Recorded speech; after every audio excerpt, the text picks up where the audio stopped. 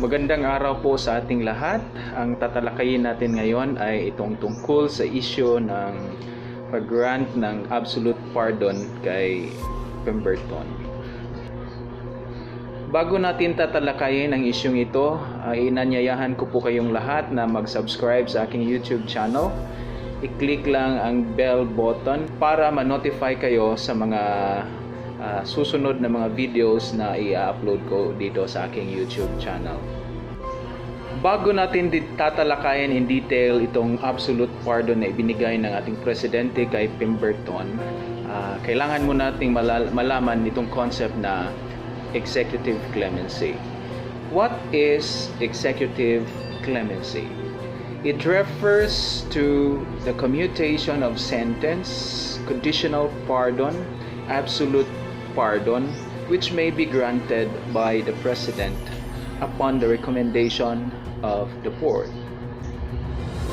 From the word itself, executive clemency. First, itong word na executive. Ano ba itong executive? Sa ating bansa or sa ating constitution, meron tayong 3 branches of government. So, ito po ay ang executive, legislative, and judiciary. Ang executive branch of the government ay pinamamahalaan po ng ating presidente or the President of the Republic of the Philippines. Ang legislative department, ito po yung Congress. Sila po yung gumagawa ng batas. Ang Kongreso po natin ay may dalawang house. Merong House of Representative at merong Senate. Alright? So, ganyan po yung composition. Ang judiciary po natin ay ito pong pinamamahalaan ng Supreme Court of the Philippines. So, under the Supreme Court of the Philippines, meron tayong mga lower courts. Meron tayong MTC, MTCC, meron tayong RTC, at saka meron tayong Court of Appeals. And then, we have the Supreme Court. Ito po yung composition ng judiciary natin. Pag sinasabi nating clemency, ito po yung sa simpleng language, ito po yung awa or pagpapatawad. Kung pagsasamahin natin ang dalawang salita, ang ibig sabihin po nito ay ang pagpapatawad ng ating ehekutibo o pagpapatawad ng ating presidente sa mga nagkakasala or convicted persons. Pag sinasabi nating executive clemency, dalawa lang po yun. Ito po yung commutation of sentence at ito po yung pardon. Alright? So, ang tanong po dito ngayon, sino bang pwedeng mag-grant ng commutation of sentence and pardon? Of course, na-explain ko na kanina na from the word itself, executive, and meron tayong 3 branches of the government. The executive department, ito po yung pinamamahalaan ng presidente ng Pilipinas. The legislative, ito po yung Congress natin. Ito po yung Senate at saka House of Representative. At saka judiciary, ito po yung Supreme Court or mga korte sa Pilipinas na under sa Supreme Court. So, ating malalaman from the word itself that executive clemency ay ang presidente lang po ng Pilipinas ang pwedeng mag-grant nito. Pwedeng makapagbigay nito sa mga tao na convicted na for a certain crime. Since one kind of executive clemency is commutation of sentence, ngayon pag-aaralan or aalamin natin kung ano ba itong commutation of sentence. Commutation of sentence is defined as the reduction of the period of a prison sentence. Ang ibig sabihin po niyan ay ang ating presidente ay merong kapangyarihan na paikliin ang taon ng pagkakabilanggo ng isang convicted criminal. Like for example, if the sentence is 10 years of imprisonment, by way of commutation of sentence, the executive department or the president may reduce the sentence to a lower period. It may be 5 years, 6 years, depende po yan sa ating executive department or depende po yan sa ating president. Paano po ba ma-avail itong commutation of sentence? Simple lang po, mag-file po ang prisoner ng petition for commutation of sentence. So what shall the board do? The board may review the petition of a prisoner for the commutation of sentence if the following requirements are met. So meron pong mga requirements. One of the requirement is at least 1/3 of the definite or aggregate prison terms.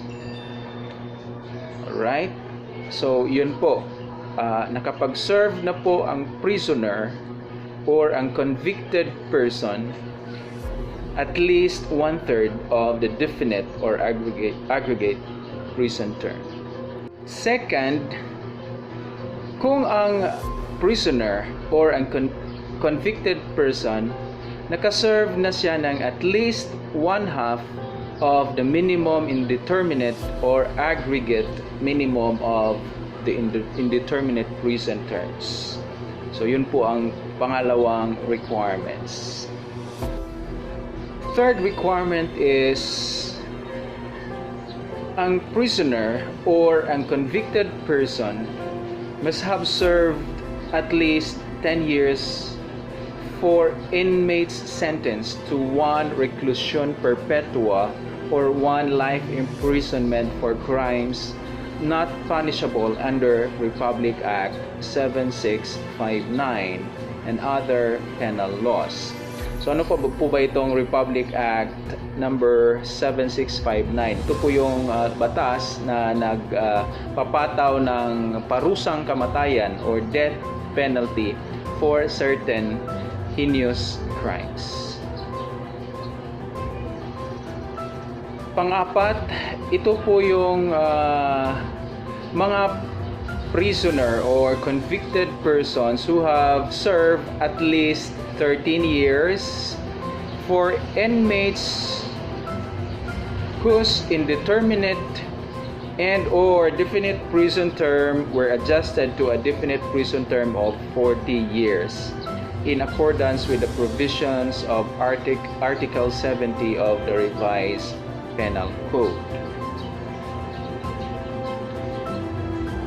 Sila po yung mga convicted criminals or convicted persons na nakapag-serve na ng 13 years. Kung ang kanilang sentensya ay in-adjust to a definite period of 40 years. So kung nakapag-serve na po sila ng 13 years out of the 40 years, then they can be or they can avail commutation of sentence. Or they may file petition for commutation of sentence. The fifth requirement is that at least 15 years for inmates convicted of heinous crimes as defined in Republic Act number 7659, committed on or after January 1, 1994 and sentenced to 1 reclusion perpetua or 1 life imprisonment. Alright, so mas mataas po ang requirements or number of years in prison if ang crime na nakomit ng convict is yung heinous crimes na punishable by death penalty on or after January 1, 1994. The sixth requirement is at least 18 years for inmates sentenced to reclusion perpetua or life imprisonment for violation of Dangerous Drugs Act, kidnapping for ransom, terrorism laws, plunder, and transnational crime. The seventh requirement is at least 25 years for inmates originally sentenced to death penalty but which was automatically reduced or commuted to reclusion perpetua or life imprisonment. Ngayon po, ang tatalakayin naman natin ay itong pardon. So, napag-alaman natin kanina na ang pardon ay isang bahagi or isang kind ng executive clemency.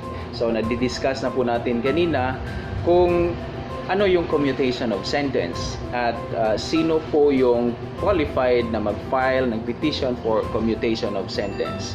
Ngayon, ang tatalakayin na po natin, ay itong pardon. Okay? So, pag sinasabi nating pardon, pagpapatawad rin ito, no? Isa itong kind ng executive clemency. So, pinapatawad ng presidente ang isang convict or convicted person of his crime by granting pardon. Pero meron pong dalawang klase ng pardon. First is conditional pardon, and the second is the absolute pardon. Right? So, let's have a distinction between two kinds of pardons as part of executive clemency. So, itong conditional pardon is the exemption of a guilty offender for the punishment imposed by a court. Absolute pardon is the total extinction of the criminal liability of the individual to whom it is granted without any condition whatsoever, resulting to the full restoration of his civil rights. From the word itself, makikita natin yung distinction. Pag absolute, total, wala na talaga yung crime. Malinis na yung criminal record ng isang convicted criminal. So, right from the receipt of the papers granting absolute pardon and after the process, wala na pong kasalanan yung, hindi naman walang kasalanan, wala na po siyang criminal record, wala na siyang criminal liability, and then wala pong kondisyon yung pagka-extinct ng kanyang criminal liability, and pwede na po siyang mag-exercise ng kanyang mga karapatang civil or civil rights.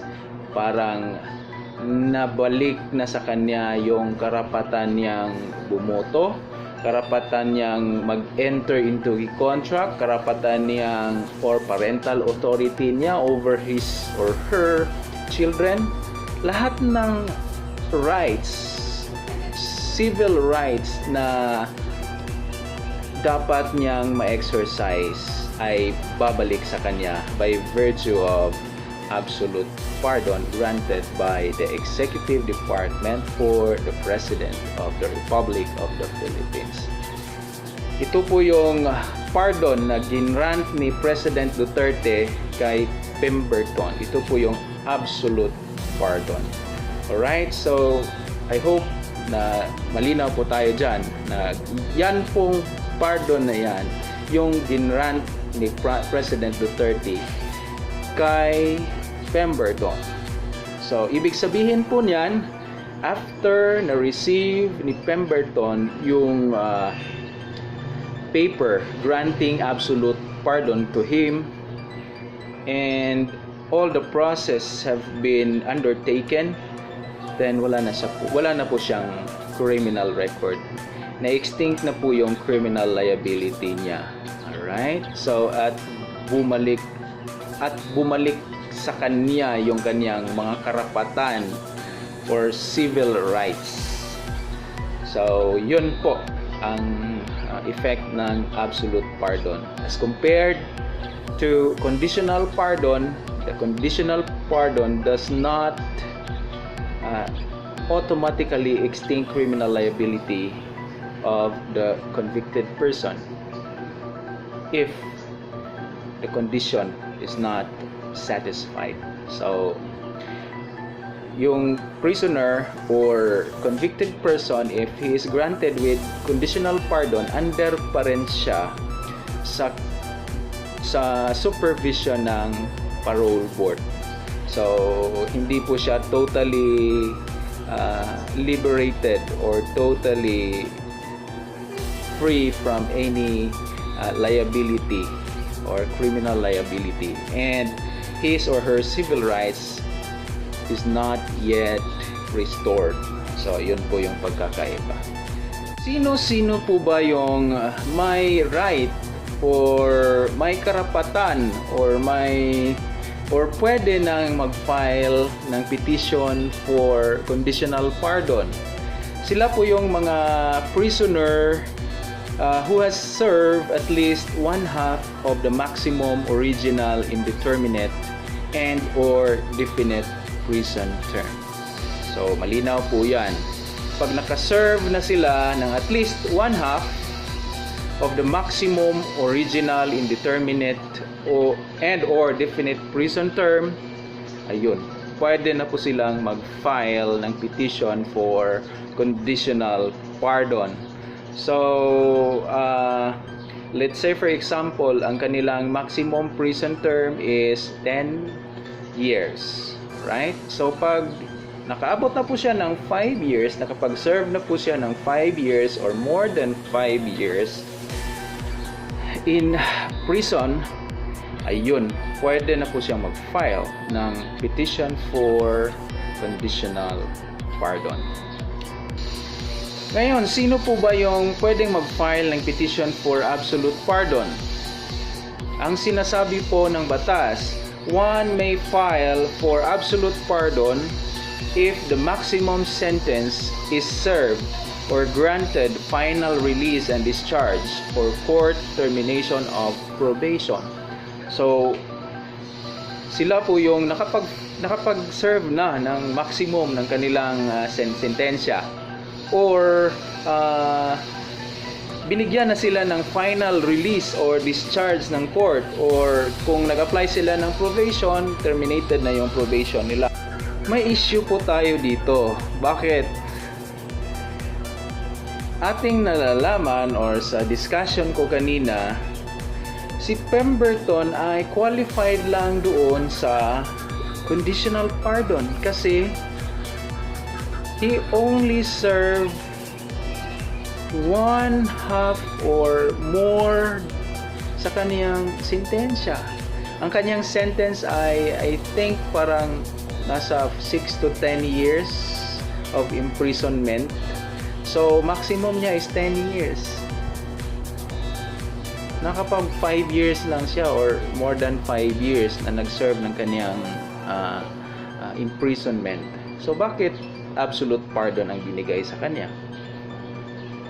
Of course, tatandaan natin na itong mga requirements para makapag-file ka ng petition for absolute pardon or petition for conditional pardon ay ito po lang yung minimum requirement.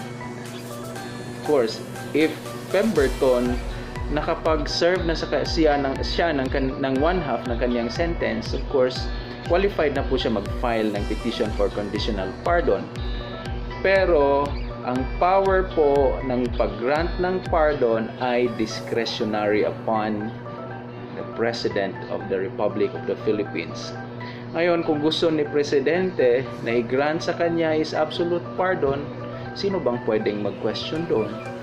Kasi discretion niya yon. Kasi nasa kanyang power yon na mag-grant ng pardon. It's either conditional or discretionary. Alright? So, ang susunod na tanong dito, ano po bang legal remedy ng kampo ni Jennifer Laude? Sa tingin ko po, wala na po siyang legal remedy. Kasi ito pong power to grant pardon is an executive power or a discretionary power given by law to the President of the Republic of the Philippines. So ibig sabihin po niyan, yan po ay hindi justiciable issue. Yan po ay political question. Alright? So ibig sabihin yan, hindi pwedeng makialam ang korte sa desisyon ng presidente to grant pardon to a certain convicted person. So, malinaw po yan. Dapat natin pong malalaman na merong ganyang principle. Hindi po yan magiging saklaw sa kapangyarihan ng Legislative Department. Because if they do that, it will be a violation of the principle of separation of powers. So, ang judiciary at saka legislative department ay wala pong magagawa regarding sa issue na yan. Because that is a prerogative of the President of the Philippines. Merong mga tanong or merong mga tao na nagsasabi na hindi po makatarungan ang ginawa ng presidente. It's injustice. Or yung issue na yan ay hindi dapat inire-erase pag ang pinag-uusapan natin ay yung grant of pardon.